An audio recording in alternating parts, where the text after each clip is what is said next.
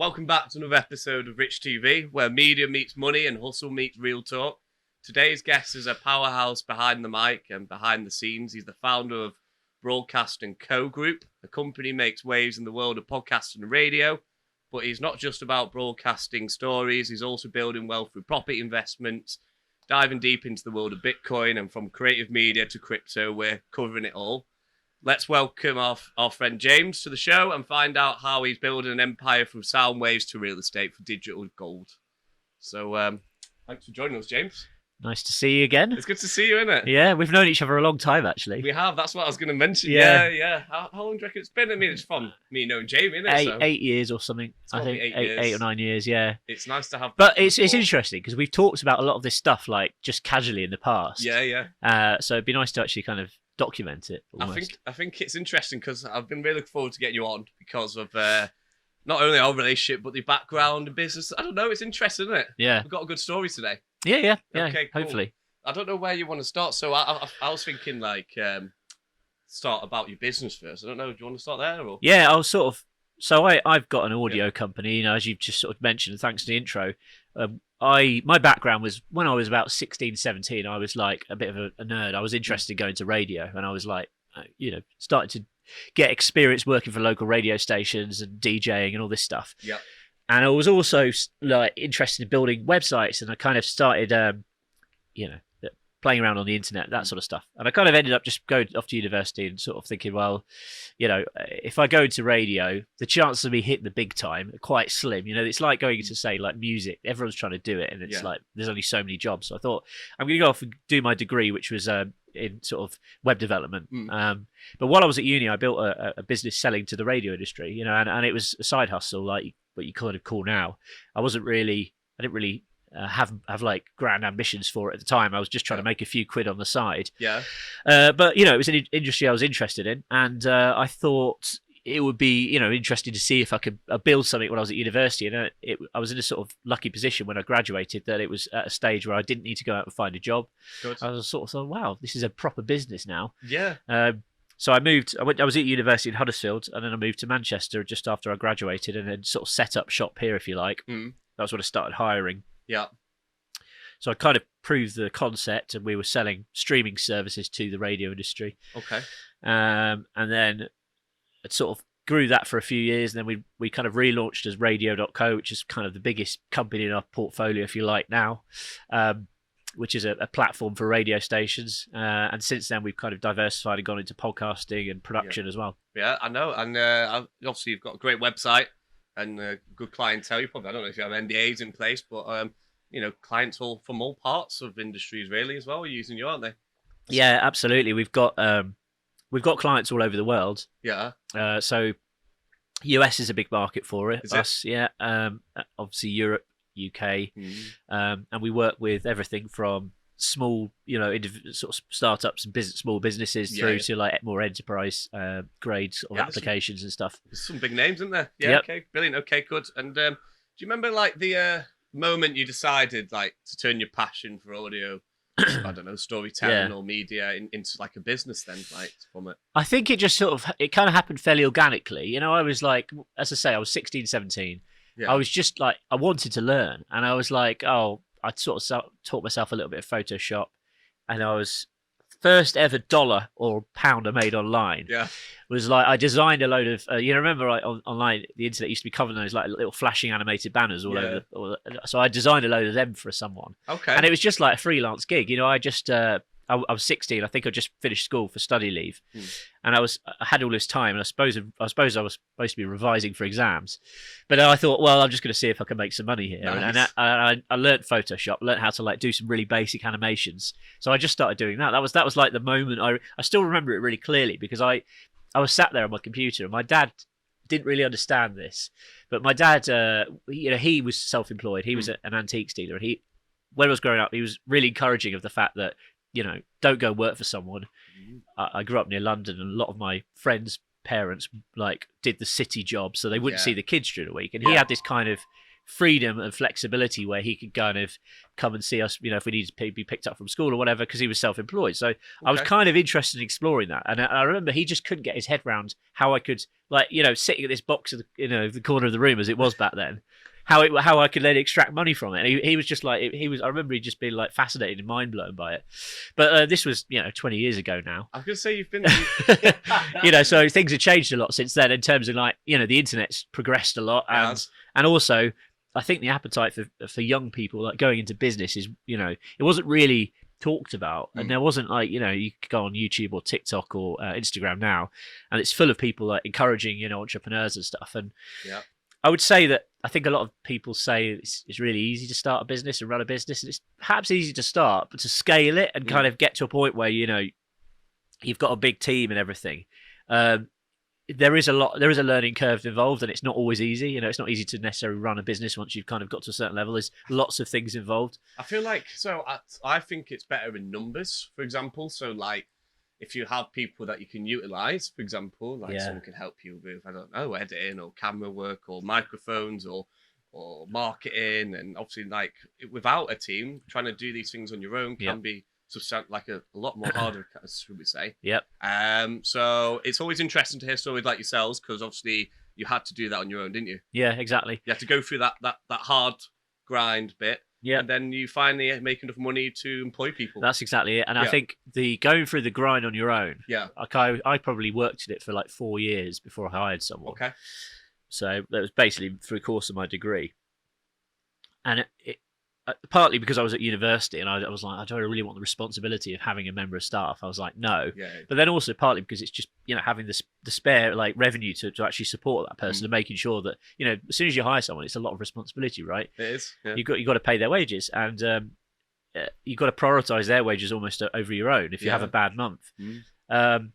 So I think, but yeah, once you start hiring people, you can really focus on the bigger picture. This is what I learned very quickly. And as soon as I hired my first member of staff, and it took me off the kind of the grunt of the day-to-day work, and I could start thinking, well, where's the opportunities to grow? What can we do differently? How can we, how can we improve the business and turn it into sort of more of an enterprise versus just like a job, like, effectively, which was just me on my own. It's funny you say that. So like, for example, we've got a lot of musicians. We're in the studio right now, music studio, and we have a lot of musicians, and I think they struggle because they can't do the business and the music, right? So when, for example, you hiring people, it gives you that time for you to be more creative, because that's really what you want to be focusing on. How we're going to grow the business, how we're going to do this. I think the thing is, it's like you've got to have the creativity side. I'm a creative person, but I've also got a business head on me. I'm probably not the best business head ever, but certainly understands how to what's commercially viable. I think some people are really like too much one side or the other. They're either really focused on the figures and everything's just got to be so process driven and perfect that they have no creativity, or they're just so creative and then they forget actually they've got to make something commercially viable. So I think you've got to, as an entrepreneur, you've got to have a little bit of both. I think that's the key. And also but then equally, I've met lots of entrepreneurs that are very creative or very, sort of business and numbers driven, like MBA focused or whatever. I think, you have to you just have to learn, really, don't you? You do. Because also, like, it's all good to be creative, but then if it's not earning you any income, then, it's going to fall apart, isn't it? So, but at the same time, it's a hobby, isn't it? But then some people say, there's always that's the age-old expression, isn't it? It's like, do what you love and then the money will follow. True. That's kind of what I did to begin with. I wasn't really. I remember when I was starting out, I was like, my friends were getting part-time jobs, and I was like, if I could just get to like 500 quid a month, and I was 17, that would be amazing. That'd be like, I wasn't thinking like long term, I've got to make a living from this. I was just like, I just want some beer money, basically. And then I went off to university, and that's kind of like. But then by the end of university, I was like, God, can I get to 10 grand a month? It was that sort of thing. Yeah. So how old are you now? 38. 38. Yeah, right. Just turned 38. So you've been in business for a long 20 time. years. Yeah, 20 years. Yeah, okay, brilliant. And I feel like you're one of those, I wouldn't say like before the internet type person, but you were very there from the start, I say, from broadcasting. It was like, the internet was 10 years old when I started. Really? So, yeah. I mean, the funny thing is, I still remember growing up times before the internet, which is, I was still quite young. But, I quite like the fact I saw it evolve. Yeah. It was quite an exciting time to be growing up, I think. The late 90s, early 2000s, it was cool. Yeah, because it changed a lot. Things changed a lot back then. massively. You know, look at where we are now. AI is taking over. Yeah, isn't well, it? it's doing this same thing again, isn't it? It's like Yeah, I think it's evolving. every sort of 10, 15 years, it's like the internet was sort of taking off from the late 90s, early 2000s, and then when it got to like early 2010s, it was like social media was exploding. Yeah, it That was. changed things again, and it changed as business for like an online business like us, how you like market to people completely changed, which was really exciting. And I think it's always important to be on top of this stuff as well, because there are definitely companies that they're just sort of stuck in their ways. Like we embraced Facebook and Twitter when it first sort of started blowing up in like 2009, 10, 11, around then. Yeah. And then when the ad platforms like Facebook's ads sort of came around like in 2012, 13, I think. Again, it's like we were on top of that, and it's important that you're on top of this trend. So now we're looking at AI. Are you? Yeah, I mean, to what degree? So, I personally love it. I've only, funnily enough, it's been around for what did ChatGPT launch about 2 years ago or a year and a half? Yeah. It's crazy, isn't it? It's all happened so quickly. Yeah. I've probably only really been paying attention to it since the start of this year. I think last year I was just like, oh, it's a fad or whatever. Yeah, no one really took a liking to it at the start, did they? Really? I still a lot of people don't. You know, this is things still people see it as a threat, and I think it's very dangerous to do that. I mean, it's scary to think what could happen with it. True. But right now I use it for workflow stuff. Yep. So brainstorming it's good for, and just assisting you with admin and all this sort of things. Yeah. In terms of a business, we've just launched a major new feature which is called Voice Studio. Okay. So it's kind of like this. If you're recording audio, you can generate AI voice now. You can use your own voice to generate. I've heard about these. So we've built that into our platform to allow people to create content quicker, without having a need for a voiceover or whatever. Does it fill the gaps? Is that what it does? Or? You could just basically tell it what you wanted to say. And really? it sounds almost, I'd say it's not quite perfect, but it's not far off at this stage, Yeah, for quick use, quick access. Exactly, yeah. And you can edit music beds in the background and put like special effects and all this sort of stuff. Or you can, record an intro over the beginning of a song. So we built that all into our platform using AI. So we're starting to build AI into the platform. Wow. And then the other thing I've been using it for recently, and this is for me as an entrepreneur, as someone who's built lots of software products over the years. Yeah. This is where I think it's really exciting, is actually using it to create like new software products. So okay. I won't give away too much because it's not been released yet. But basically, I've built using one of these AI platforms, which is called Base 44, I think, or Base 66, one of the two. You could basically tell it what you wanted to build, and I've built this sort of like a basic web app. It's something that we can market and sell to customers. Right. It's what I'd call as like a MVP, which stands for like minimum viable product. So it's kind of normally in software, what you do is you build a quick and sort of dirty version. Yeah. See if there's appetite for it, or if people are going to use that feature. Like a beta. Yeah, kind of like a beta. Yeah. And then if it starts, if it starts getting momentum, you put more time and attention into it and try and improve it. That's cool. But I built this in about, 2 or 3 days, just like go backwards and forwards with AI, and AI basically writes the code for you, it designs it for you. Oh, really? That's, yeah. Yeah, okay, and cool. 5 years ago, or even 3 years ago, I'd have probably had to spend 25 grand and cost of developers to create something like that. Yeah, definitely. Yeah. And also, if we did it internally, you're looking at your team's time and a lot of thought process. But it's just, I can't believe how you can just churn stuff out like this so quickly using AI now. People are relying on it now because it's a super brain, isn't it? It's done. Everything's done. Tasks That's exactly it. We came across one yesterday called Abacus LM Chat, I think it is. That one's quite interesting. Abacus, yeah. Yeah, I'm enjoying that one. So whilst we're on the topic of the internet and digital world, I think we'll just dive into investing to digital assets. Right. Well, it's a good time to throw it in there. Yeah, so nice smooth transition. Yeah. So obviously me and James like cryptocurrency. We've invested for a number of years, haven't we? And I think James invested before me. I was dibble-dabbling with Ethereum, Litecoin back in the day, around about the same time, but I sold it at the time. I didn't really know what was going on with it. And James was an early investor in Bitcoin. Well, I would say semi-early, wasn't it? Yeah, I think I was looking at this the other day for some reason. I was like, when did I first buy any Bitcoin? Because I couldn't really remember. It was 2017. Yeah. So I just turned 30. Okay. And I think it must have been. I remember sort of hearing a lot of buzz about it, because as I say, I'm a tech guy, right? So I follow all the tech blogs and stuff. And it was a really nerdy thing back then. It wasn't really... I don't think people were talking about it in terms of business as much. It was more just like Someone's created this. enthusiast. Yeah, It was okay. quite probably it might have been even quite difficult to buy Bitcoin at that point. Mm. I don't know, but anyway, so I remember a friend of mine said he got like he got an account and he actually had a debit card linked to it, so he could just like use it to spend money in shops. Oh, okay. I think they quickly banned that because they realised it was a bit dodgy. Yeah. But anyway, Money laundering. yeah, pretty much. So so I was like, oh right, okay, so maybe I need to put some money into this. So I think I put, I don't know, $1,000 or something in, and it was, it sort of started growing. It was at the point where, I wish I'd bought it 5 years prior, because it was like, 200 quid or 50p or something per Bitcoin. And then this is where all these Bitcoin billionaires kind of came from. But yeah, I think I put £1,000 or something, and I looked at it for a year, and then it started growing. I thought, wow, this is doing. So I put a bit more in. I won't say how much I've got now. It's not a huge amount, but it's sizable. Yeah. And it's interesting because I literally just invested in Bitcoin. I've got some Ethereum and Litecoin, and there's a couple of other small ones. I've got like a couple of $100 in here and there, but I know there's lots of people who sort of trade it and they'll buy and sell, and there'll be a lot of these new coins coming out. I don't really know enough about it for that. Yeah, I did try. I know you've tried this for a bit. Yeah, I have my own coin as well. I've just really? Launched it. Yeah, the Rich TV coin. I do. Yeah, it is called Rich TV. I'll be buying some of that when it comes along. Then, Dan.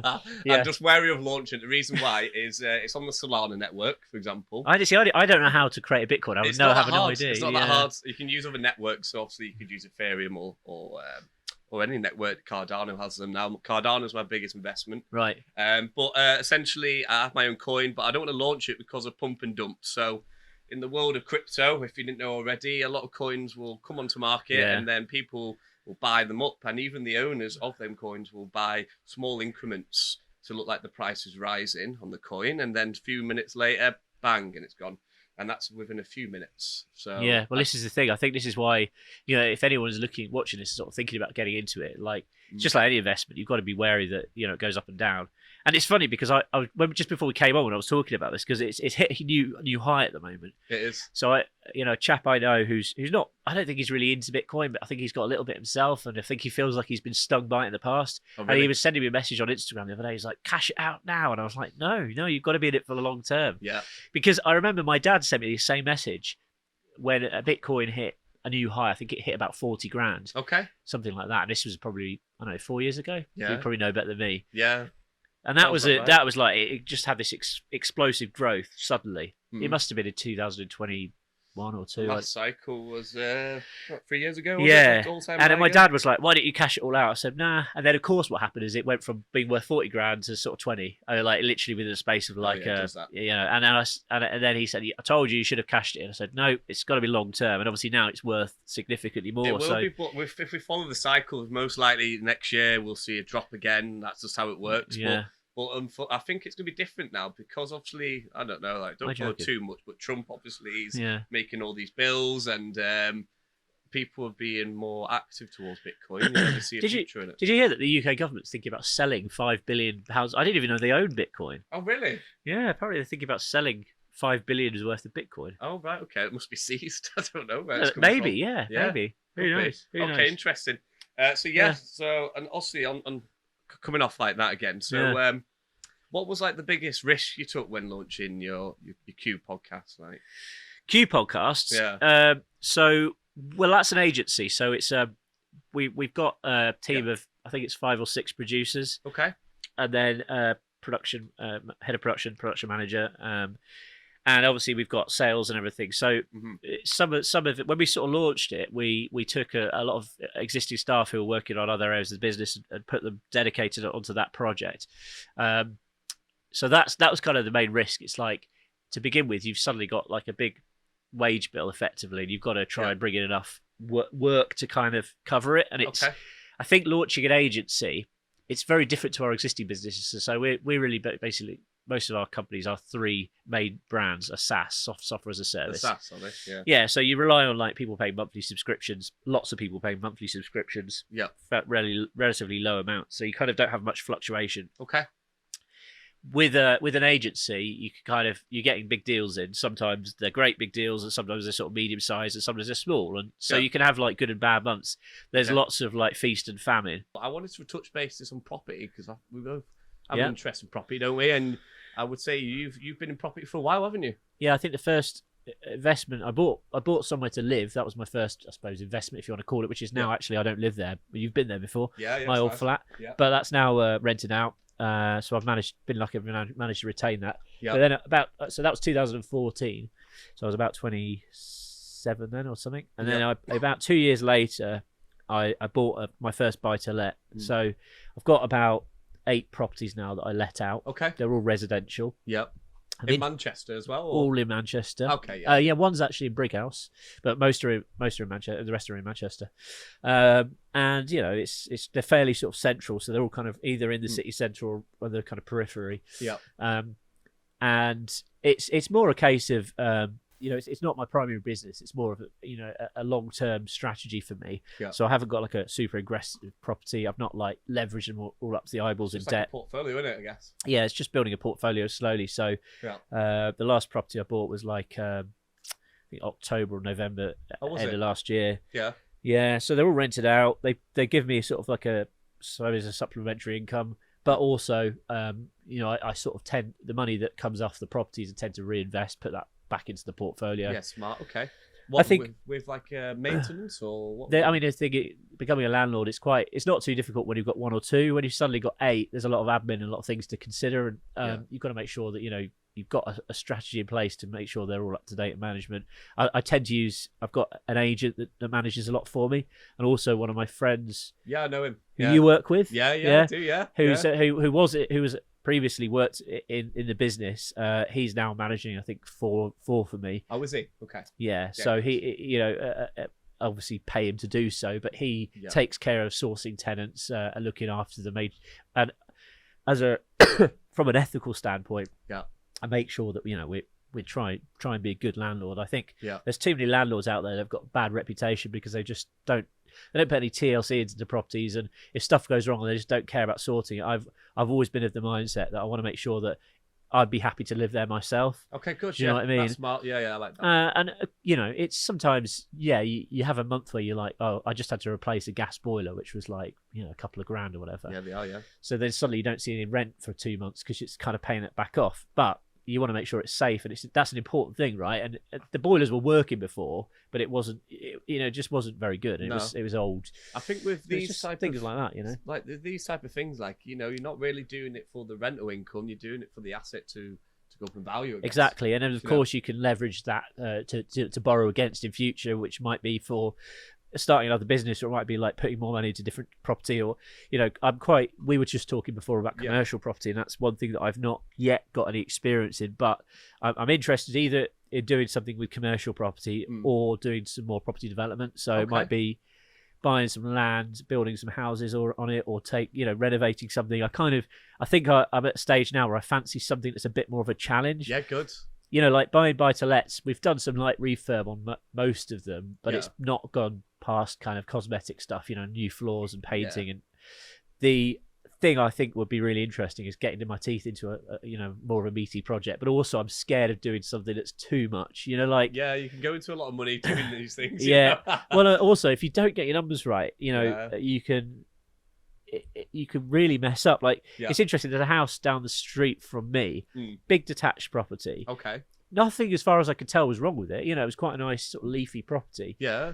And about a year ago, I noticed it was, you know, it had fences around it, and they pulled it down. I thought, blimey. And then when they pulled it down, the site that it was actually sat on, because obviously the garden and everything with the back and all around the sides, I was like, yeah, big plot of land, and now they've put 2 detached properties on it. Yeah, a lot of people so do that. It's not like I thought, oh, are they going to stick some flats on it, or like try and cram, you know, as many houses as possible? No, it's just 2, but fairly sizable. I suppose they're probably like 4 or 5 bedroom properties. Yeah, they will be.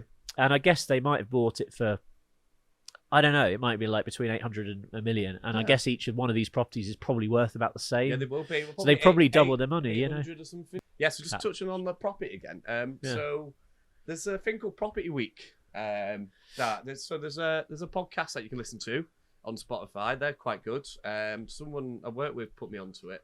And Property Week is a podcast. Yeah, like it's like a company. I'd have to look into it properly, but like I've got it on my phone, and they talk about all things that they do, like the company itself, and then also like events that you can go to. Yeah. Like there's a big game, isn't there? And the UK like has probably one of the best markets for property. Yeah. But we also, I don't know, we sort of fail with all the taxes, really. A lot of people say it's become very hard to become a landlord or go into the buy-to-let. Like buy-to-let was a really appealing business proposition like 15 years ago. Now it's not as much. Interestingly, the strategy I've used, like the first two I bought under my own name, so I've got mortgages against them, and the rest of I set up what they call like a SPV, a special purpose vehicle, which is a company that's dedicated to holding property assets. A holding company. Yeah, just for my property business. So Okay. so the rest of the ones I bought over the last few years have all been through the business, which feels like a little bit more of a tax efficient way to do it. Okay. I'm not an expert. I'm not an accountant. People look after all that for you as well, or how I've got an accountant, obviously. So there are some considerations with different types of property and stuff, but and equally, there's all sorts of things you can do. Like, for example, if you've got a pension, you can invest in commercial property through that pension. Can you? Yeah. So again, I'm no expert, but this is what I sort of advice I've been given over the years. So that's again something I'm thinking. I've got a pension that's doing all right. Been putting money into it for the last 15, 12 years or something. Yeah. So there could be a stage where I think, right, if I want to buy some commercial property, I can take some money out of the pension, and then effectively whatever you buy in the pension will just pay the pension back. So that's a way of it's interesting that you wrap the property. Yeah, I think the key thing to take away from it is always like try and buy an asset and then use loan against it to use that, to utilize that towards other investments. But then equally as well, I think there's some people who are literally like mortgaged up to their eyeballs. So they might say, "Well, I've got like 50 houses," but then like how many of them do they really own? And I think it's kind of as soon as the market changes and interest rates go up, there are people who've just gone bust because they've got too much borrowing against them. So I think for me, because it's not my primary business, and I don't depend on it for an income.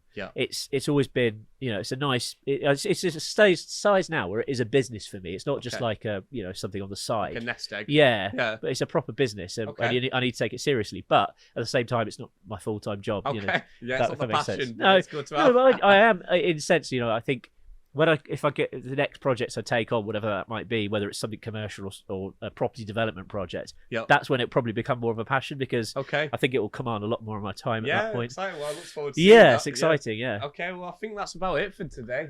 We've had a really good time having James on and hearing all about his business and who James is, and hopefully we see you again.